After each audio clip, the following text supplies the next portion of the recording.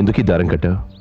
ఈ కాశీదారం నీ ముక్కోపాన్ని, ఆవేశాన్ని, దుడుకుతనాన్ని పూర్తిగా తగ్గిస్తుంది. చేతికి దొరికిన వాడిని దొరికినట్టు తంతావుగా నువ్వు, ఇకపైన అలా జరగదు. అమ్మా, నీతో ఎవరు చెప్పారు నేను దొరికిన వాళ్ళని దొరికినట్టు కొడతానని? కాకపోతే ఒక్కోసారి కొట్టాలి, అది నా డ్యూటీలో భాగం కదా. ఇన్నాళ్ళు నేను అలాగే అనుకునేదాన్ని. ఇప్పుడు అర్థమైంది అందులో ఏమాత్రం నిజం లేదని. ఏంటి? ఈ రోజు టీవీలో ఏదో సినిమా చూశాను. అదే అందులో ఒక స్వామీజీ ఉన్నారు. ఆయనకి ద్వేషం లేదు, కోపం లేదు, గొడవలు అస్సలు లేవనుకో. నిజంగా ఆ స్వామీజీ ఎంత ప్రశాంతంగా ఉన్నారో. అమ్మా, ఇవన్నీ నువ్వు నమ్ముతున్నావా? అది సినిమా కదమ్మా.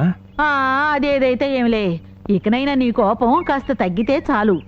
విన్నారా పూజారి గారు, వీడి గురించి ఎన్నో కంప్లైంట్లు వస్తుంటాయి. నిన్నటికి నిన్న ఎవడో నా దగ్గరకు వచ్చి 100 రూపాయలు పట్టుకుపోయాడు. ఎందుకు?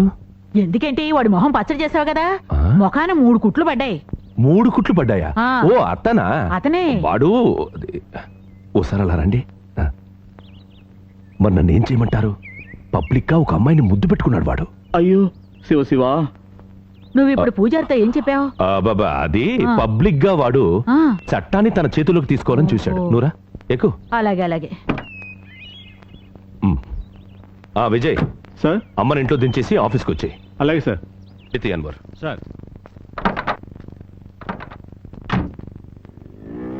ఆఫీస్కి పోనీ. సరే సార్.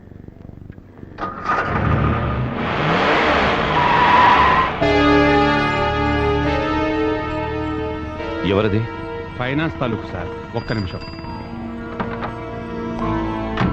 బండి తాళాలు తీసుకురారా. సార్, ఓ ముఖ్యమైన ట్రిప్ వెళ్తున్నాను, సాయంత్రం వచ్చి కలుస్తాను. ముందు బండి తాళాలు తీసుకురారా. సార్, నన్ను ఇప్పుడు ఇబ్బంది పట్టకండి సార్. సార్ తుంటే నీకు కదరా రాస్కల్.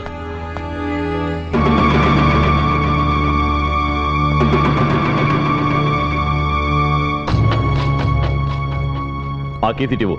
ఇస్తాను. ఏంటి విషయం? ఏంటన్వర్, ఏంటి ప్రాబ్లం? ఫైనాన్స్లో 2 జూలు కట్టాలి సార్. వేరే ఉద్దేశం కాదు. ఈ మధ్య ట్రిప్పులు అంతగా లేవు. బాబుకు ఆపరేషన్ చేయవలసి వచ్చింది. అన్నీ ఒకేసారి మీద పట్టడంతో కట్టలేకపోయాను. కేసిటివో. ఇతని ఊరు వదిలిపెట్టి వెళ్ళడు. ఈ బండిని ఎక్కడా దాచిపెట్టలేడు. ఇంకో అవకాశం ఇవ్వచ్చు కదా. ఊరికి నన్ను రెచ్చగొట్టకుండా కేసు లైవ్. ఇవ్వకుంటే చట్ట ప్రకారం ఈ బండి నువ్వు సీజ్ చేస్తావా? ఏయ్, నువ్వేదో పెద్ద మనిషి అనుకుని నేను ఇంతసేపు సహించి ఊరుకున్నాను. ఆ తాళాలు ఇవ్వరా. మీరు ఎవరితో మాట్లాడుతున్నారో తెలుసా? ఇవ్వు. ఇస్తాను, ఇప్పుడే ఇస్తాను. ప్రశాంతంగా ఉండాలనుకున్నా వీడు ఉండనివ్వడం లేదు. అమ్మా, నన్ను క్షమించు.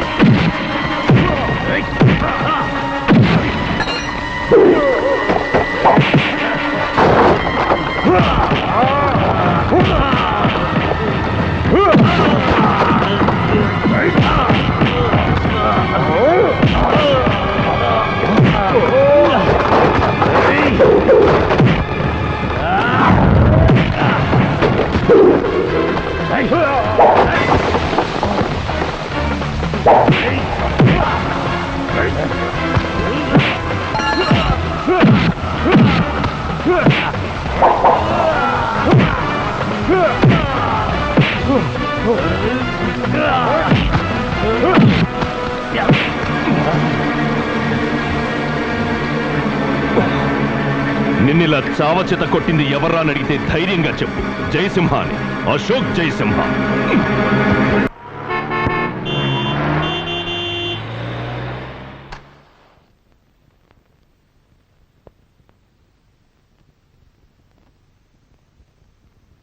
సార్ దాన్ని ఆర్పేయమని చెప్పండి. నేను చెప్పను. పోనీ నేను చెప్పనా? నిన్ను చంపేస్తారా? ఎవరు? కూర్చోండి. ఆ గుసగుసలేమిటి? ఆ, అదే ఏం లేదు సార్. అది కాదు సార్. ఇదేనా ప్రాబ్లం? నాకు తెలుసయ్యా, ఇదేలే ప్రాబ్లం.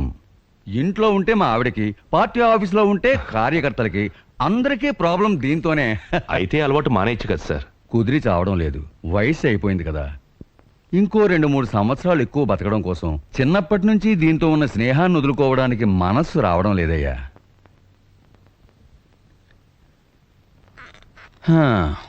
ఎనివే, మనం అసలు విషయానికి వద్దాం. సార్, లీగల్ డిపార్ట్మెంట్ని అడ్వైజ్ అడిగినప్పుడు హోప్లెస్ అని చెప్పారు. అదేవిధంగా నాకు తెలిసిన సీనియర్ పోలీస్ ఆఫీసర్స్ని, అడ్వకేట్స్ని అడిగినప్పుడు వాళ్ళు నిష్ప్రయోజనం అన్నారు. ఇప్పుడు మీరు అదే చెప్తున్నారు. నేను చెప్పింది ఫ్యాక్టే సార్. ఐ అండర్స్టాండ్, బట్ నేను చెప్తున్నాను ఇది ఒక హోప్ఫుల్ కేస్. నేను ఇలా అనడానికి కారణం ఉంది. నాకేమైందో తెలియటం లేదు. నా వయస్సు పెరగడం వల్లనో, లేక ఆ కుర్రాడ ఆయుష్ గట్టిదవ్వడం వల్లనో ఎలాగైనా అతన్ని రక్షించాలి అనిపిస్తోంది. ఇలాంటప్పుడే విధి నమ్మాలనిపిస్తుంది. లేకుంటే అతన్ని చంపడానికి 4-5 బుల్లెట్లు ఎందుకు? ఒక్క బుల్లెట్ చాలు కదా అతని ప్రాణం తీయడానికి. అతన్ని ఎందరో చంపాలని ఎంతగానో ప్రయత్నించారు. కుదిరిందా? లేదు. అతను మృత్యుంజయుడు. అతనికి ఈ భూమి మీద ఇంకా నూకలున్నాయి. అందువల్లే రెప్పపాటు కాలంలో అతను తప్పించుకున్నాడు. నేను ఒకసారి ఇలాగే తప్పించుకున్నాను. పూర్వం ఒక కేసులో 4గురితో పాటు నాకు ఉరిశిక్ష వేశారు. అన్ని ప్రయత్నాలు విఫలమయ్యాయి. నాతో పాటు ఉన్న 4గురిని ఉరితీశారు. అప్పుడు నాకేదో సుస్థి చేసింది. అందువల్ల నా ఉరిశిక్ష వాయిదా వేశారు. పూర్తి ఆరోగ్యంతో ఉంటే కదా ఉరితీయాలి. తర్వాత జరగలేదు. నా ఆయుష్ గట్టిది, అందుకే అది క్యాన్సిల్ అయింది. దాన్నే విధి అంటారు. ఆ రోజుల్లో ఓ పోలీస్ ఆఫీసర్ ఉండేవాడు. ఆయన పేరు నీలకంఠం. మంచి ఘటికడు, తెలివైనవాడు. నాకు సుస్థి చేసిన ఆ సమయంలో ఆయన ఏం మాయమంత్రం చేశాడో నాకు తెలియదు. నా ఉరిశిక్ష రద్దయిపోయింది. ఇదిగో ఇప్పుడు ఈ చైర్లో కూర్చున్నాను. దీన్ని విధి అని అనకుండా ఇంకేమంటారు? సార్, మీరు ఇప్పుడు చెప్పిన నీలకంఠం గారు మా గ్రాండ్ ఫాదర్, మా అమ్మ నాన్నగారు. ఇది నిజమా? ఆ నీలకంఠం గారు మనవడువా నువ్వు? ఆ కుర్రాడు బతికిపోయాడు. అతని పేరేమిటానా? మధు. మధు. అతను అదృష్టవంతుడయ్యా. ఇది రేర్ కోఇన్సిడెన్స్. ఆ రోజు తాత, ఈ రోజు మనవడు. Yes, thank you sir. కానీ ఆనాటి పరిస్థితులకి ఈనాటి పరిస్థితులకి ఎలాంటి వ్యత్యాసమూ లేదు. అందుకనే నేను ముందే చెప్పాను అతన్ని రక్షించే అవకాశం ఉందని. బట్ ఆ విషయం చెప్పేటప్పుడే నాకు తెలుసు ఇదంత సులభంగా అయ్యే పని కాదని. అయినా ప్రయత్నిద్దాం. సార్. ఒక కుర్రాడి ప్రాణం కదా బాబు. Sure sir. ఆ రోజు మీ తాత సాధించింది ఈ రోజు నువ్వు సాధించాలి. Good luck. Thank you sir. ఆయన సంతోషంగా ఉంటుంది. మనం ఏదైనా సాధించామనుకోండి, దాన్ని ఎవరో జీర్ణించుకోలేకపోతున్నారు. మన డిపార్ట్మెంట్ వాళ్ళే మనం శత్రువులా చూస్తున్నారు. ఎవరేమనుకున్నా మనం పట్టించుకోనక్కర్లేదు. అర్థమైందా? పోతే సీఎం గారి పర్సనల్ గా పిలిపించి కాన్ఫిడెంట్ గా ఈ కేసు నాకు అప్పగించినప్పుడు నేనేం చెయ్యాలి?